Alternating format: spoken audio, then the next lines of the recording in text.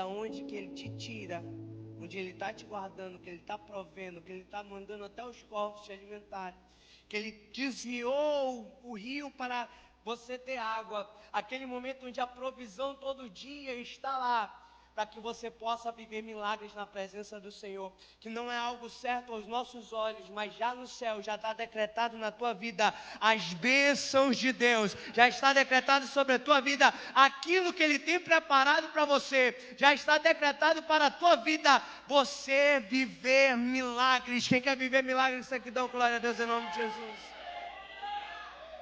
Isso é muito pertinente, irmão. E aquilo que Deus ele tem falado aos nossos corações, às nossas vidas, é que nós vamos viver milagres.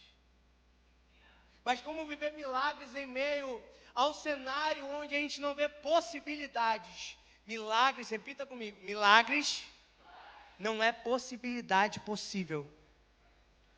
São possibilidades impossíveis para mostrar a glória de Deus. Você pode glorificar o Senhor?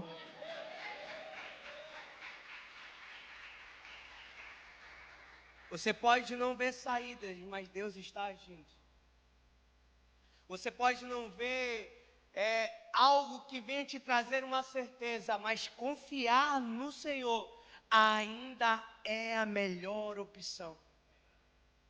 Só que no meio da trajetória, irmão, acontecem coisas difíceis. Confiar sempre, confiar sempre, confiar sempre, às vezes nos traz dúvidas. E muitas vezes, quando a gente olha, as coisas não são do nosso jeito, não são da nossa maneira, e a gente vai orando a Deus, a gente vai caminhando, e as coisas não acontecem como a gente quer, mas acontece da forma que Deus quer, e a gente não entende aquilo que Deus está fazendo, está muito confuso, mas a gente precisa ter um entendimento, firmar a nossa mente em Jesus, para que nós possamos continuar caminhando na presença do Senhor. Está difícil, mas Ele está agindo, Deus está agindo no momento em que muitas vezes a gente não vê saída, mas Ele está trazendo saída. Muitas vezes a gente não está vendo como vai acontecer, mas vai acontecer. Eu não sei o que é que você tem orado na presença do Senhor, mas eu quero te falar algo: o Senhor está preparando algo novo para você. Ele ia sair ali daquele lugar, irmão, onde Deus estava aguardando ele, e logo depois ele teve que se deparar com um momento em que estavam ali forjando um culto que não era Deus, era Baal. E ali naquele momento, ele viu aqueles 600 profetas de Baal se esforçando para a manifestação dos deuses deles, mas não aconteceu. A gente vê tanta coisa por aí, a gente vê tanta manifestação por aí, a gente vê tanta coisa acontecendo. A gente vê muitas vezes pessoas que passam por obras de macumbaria ou de tanta coisa que acontece e atinge essas pessoas. Daquela época, da mesma forma, acontecia. Só que quando Deus entra na causa, irmão, não tem nada que impede a vontade de Deus de acontecer. Quando Deus entra na situação, nada vai impedir o agir de Deus sobre a tua vida.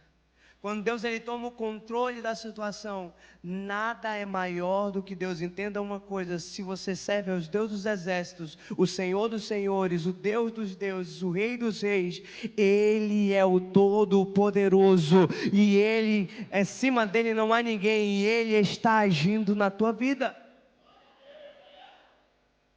E a gente vê que os profetas de Baal ali, eles levantam altares, eles fazem isso, fazem aquilo e nada acontece. Elias até zomba.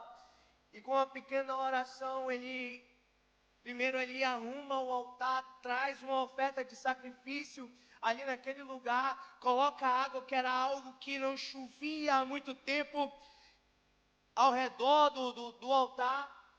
E ele faz uma oração pequena de apenas 30 palavras, e o Senhor manifesta a glória de Deus naquele lugar. Glória a Deus. As pessoas começam a declarar: só o Senhor é Deus, só o Senhor é Deus, só o Senhor é Deus. Os ímpios começam a declarar: só o Senhor é Deus. As pessoas que não conheciam a manifestação de Deus começam a declarar: só o Senhor é Deus. ele naquele lugar, Deus manifesta a sua glória, consome o holocausto, e Elias pega aqueles profetas e mata a espada. Quando ele faz isso, ele levanta a ira de uma mulher chamada Jezabel. Aquela mulher era possuída, ela era o próprio demônio, para trazer a corrupção para Israel, que ela estava conseguindo, mas não trazia a corrupção para Elias, que era profeta de Deus. Eu quero que você entenda isso.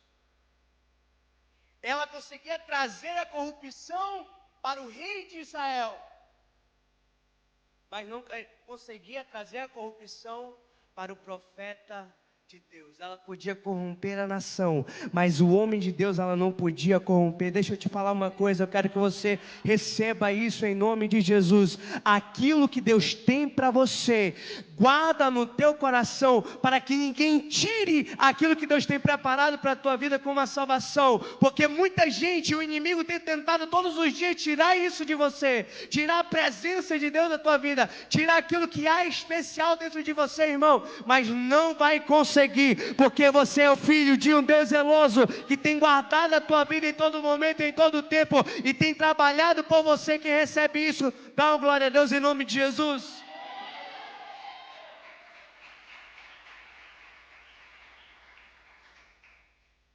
É por isso que o inimigo fica maluco, ele tenta te parar, ele tenta acabar com a tua vida, mas ele não consegue. Por quê? Porque ele não pode, porque Deus está cuidando de você. Só que o inimigo, ele tem armas silenciosas, o inimigo ele tem armas astutas, e o inimigo ele é paciente, ele é muito paciente, ele vai cercando. Ele não pode tocar em você, mas ele pode muitas vezes criar circunstâncias para te tirar do foco. E é aqui que eu quero começar a ministrar para você. Ele não pode tocar na tua família, mas ele pode criar circunstâncias para que você possa desviar o foco de Jesus. Ele não pode tocar na tua santidade, mas ele cria circunstâncias para tirar a tua santidade. Ele não pode te ferir, mas ele cria circunstâncias que possam te ferir. Só que você tem um Deus que te dá livramento. Olha para a pessoa que está do seu lado e fala assim: você tem um Deus que te dá livramento. E Ele está trabalhando sobre a tua vida. Ele está trabalhando na tua história. Quando Elias faz aquilo, acende a ira de Jezabel, e ela, com todos os capetas dela, começa a mandar notícias para Elias. Agora, irmão, se Elias, presta atenção, porque a gente pensa que a gente é super crente. Não, nada vai acontecer comigo. Eu oro todo dia, eu leio a Bíblia todo dia.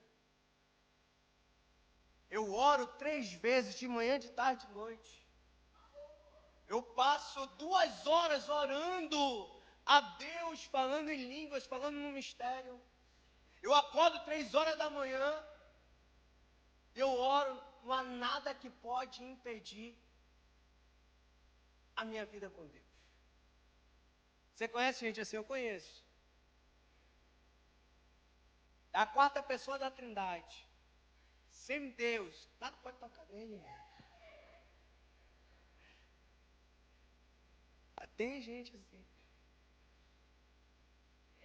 Agora olha Elias. Elias era um profeta renomado, todo mundo conhecia Elias. Mandaram pregar ele em cima do monte, mandaram 50 homens, porque eram 50 que cabia na subida do monte. Deus mandou fogo do céu para consumir 50, mandaram mais 50, Deus mandou fogo do céu e consumiu mais 50, até que eles desistiram de pegar Elias. Elias orava e parava de chover. Elias orava e o fogo descia do céu para consumir o holocausto. Irmão, o homem era forte.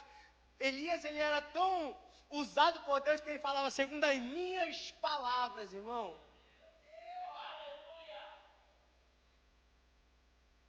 Ele era o cara, ele era o profeta. Só que a palavra de Deus ele vai falar que quando Jezabel foi atrás dele, a palavra de Deus vai falar que Elias ficou com medo.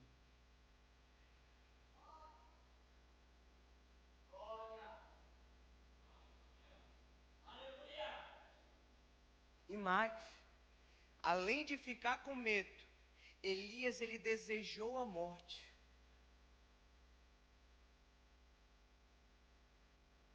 Isso é interessante, irmãos. Porque nós que é fraquinho, mora pouco, lê a Bíblia, mais ou menos, passa pelos mesmos processos de Elias. Sabe, muitas vezes a gente se levanta para fazer a obra de Deus. E a gente tem até medo de muitas vezes fazer além e além, se empenhar, porque muitas vezes a gente olha para as circunstâncias, para as retaliações, para os problemas que vêm sobre as nossas vidas, porque a gente está lá, está batalhando, está orando, Deus ele está usando, Deus ele está fazendo, irmão. Mas vem um contra-ataque sobre nossas vidas, a gente desanima. Aí tem muita gente que para, fala assim, eu não vou continuar. Porque quanto mais eu faço para ti, mais a luta vem e se acaba sobre a minha casa. Mais a luta vem e acaba sobre a minha vida. Mais a luta vem e as coisas ficam complicadas. Só que deixa eu te falar uma coisa. O medo não pode te paralisar.